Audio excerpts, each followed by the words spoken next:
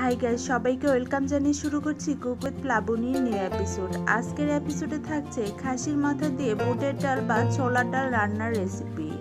খুবই সহজ ও খুবই মজাদার এই খাবারটা তৈরি করতে অনেকেই ঝামেলা মনে করেন। যারা ঝামেলা মনে করেন আর যারা নতুন রাঁধুনি তাদের জন্যই আজকের এই রেসিপি। চলুন তাহলে আর কথা না বাড়িয়ে নেমে পড়ি রান্নায়। রান্নার জন্য চুলায় একটা প্যান গরম করে নিয়েছি, তারপর দিয়ে দিলাম 1/3 কাপ রেগুলার রান্নার তেল। তেলটা গরম হলে অ্যাড করে দিলাম দারচিনি, এলাচ, তেজপাতা, হাফ কাপ পেঁয়াজ কুচি।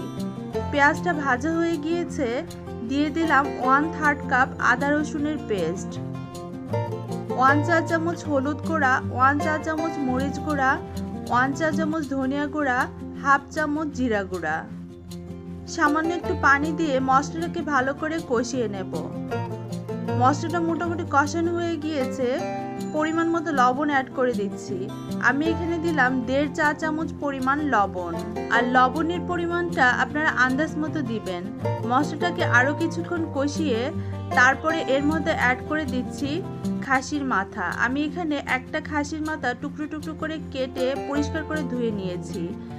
মশলার সাথে কষিয়ে অ্যাড করে দিলাম হাফ কাপ পানি। ঢাকনা দিয়ে ঢেকে 15 মিনিট মাথাটাকে সেদ্ধ করে নেব। ফিরে এলাম 15 মিনিট পর, ঢাকনাটাকে উঠিয়ে নিয়েছি। এখন এর মধ্যে অ্যাড করে দেব 1 কাপ ছোলার ডাল বা বুটের ডাল। আমি 1 কাপ ডালকে 4-5 ঘন্টা ভিজিয়ে রেখেছিলাম। নেড়ে চেড়ে কিছুক্ষণ কষিয়ে দিয়ে দেব 2 কাপ পানি। এবার পানির সাথে মাটন ও ছোলার ডালটা মিক্সড করে ঢাকনা দিয়ে ঢেকে 25 মিনিট মিডিয়াম আঁচে রান্না করে নেব।